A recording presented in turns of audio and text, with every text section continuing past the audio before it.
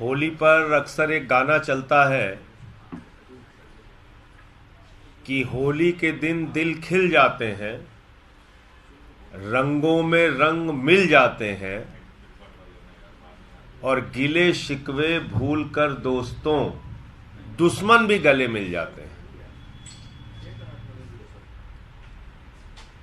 यानी ये त्योहार दुश्मनों को भी गले लगाने का त्योहार है। लेकिन आज जब मैं आपसे बातचीत कर रहा हूं तो यह बताना चाहता हूं कि होली के त्योहार पर प्रधानमंत्री नरेंद्र मोदी जी और भारतीय जनता पार्टी की दुश्मनी इस कदर पहुंच गई है कि वो दिल्ली के मुख्यमंत्री अरविंद केजरीवाल जी के सबसे करीबी मित्र, यहां के शिक्षा के मॉडल को देने वाले, यहां के लाखों बच्चों का भविष्य बनाने वाले मनीष सिसोदिया को ऐसे खतरनाक खूंखार अपराधियों के बीच में जेल के अंदर रखा गया है कि हमें आशंका है उनकी हत्या भी कराई जा सकती है। देश के सबसे खतरनाक, सबसे खूंखार कैदी जिस जेल की सेल में रहते हैं उसी सेल में मनीष सिसोदिया जी को रखा गया है। मोदी जी मनीष सिसोदिया से इतनी दुश्मनी किस बात की है? क्यों इतनी नफरत आप निकाल रहे हैं? न्यायालय का जब आदेश है कि विपश्यना सेल में उनको रखा जाए तो आप उसका भी सम्मान करने के लिए तैयार नहीं? क्या पहली बार जेल जाने वाले किसी व्यक्ति को ऐसे खूंखार कैदियों के बीच में रखा जाता है? उनका अपराध क्या है कि उन्होंने दिल्ली के लाखों बच्चों को अच्छी शिक्षा दी? आज इसकी सजा दे रहे हैं आप उनको। और आम आदमी पार्टी से इतनी दुश्मनी, ये पूरा देश आज देख रहा है कि किस तरीके से प्रधानमंत्री नरेंद्र मोदी जी दिल्ली के मॉडल को ध्वस्त करने के लिए, शिक्षा और स्वास्थ्य के मॉडल को ध्वस्त करने के लिए हर तरह का हथकंडा अपना रहे हैं। कि प्रधानमंत्री जी, अगर आप और आपकी पार्टी इतने ज्यादा नफरतों से भरे हैं कि दिन रात ईडी और सीबीआई का आप इस्तेमाल कर रहे हैं, सुबह उठो तब कोई एक खबर आ जाती है, यहां छापा वहां छापा, रात में सोने जाओ तब तक कोई दूसरी खबर आ जाती है, यहां छापा वहां छापा, सुबह उठो फिर ही न शिक्षा पे, न स्वास्थ्य पे, न बिजली पे, न पानी पे, न देश की उन्नति पे, न तरक्की पे, न विकास पे, कोई बात नहीं। सिर्फ क्या इन पे छापा, उन पे छापा, उन पे छापा, उन पे। 7-8 महीने इलाज करा के आए लालू यादव जी, किडनी की बीमारी से ग्रस्त है।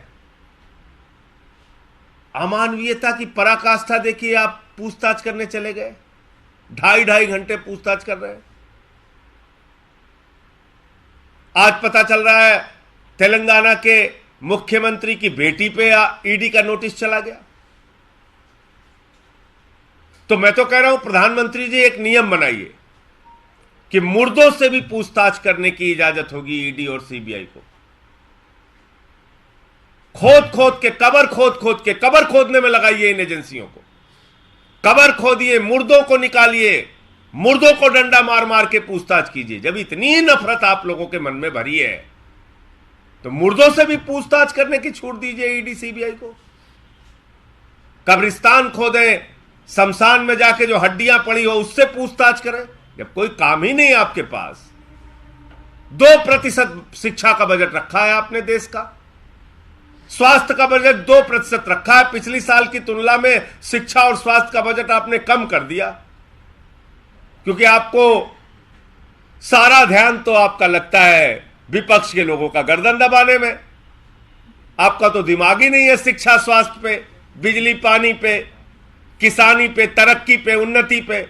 आपको तो सिर्फ यह है कि ऐसे इसकी गर्दन दबाओ, ऐसे उसकी। तो एक नियम बना दो, अब की कानून लेके आओ प्रधानमंत्री जी आप, कि मुर्दों से भी ईडी और सीबीआई पूछताछ करेगी, कब्र खोदेगी, शमशान में जाएगी, हड्डी इकट्ठा करेगी, उससे पूछताछ करेगी।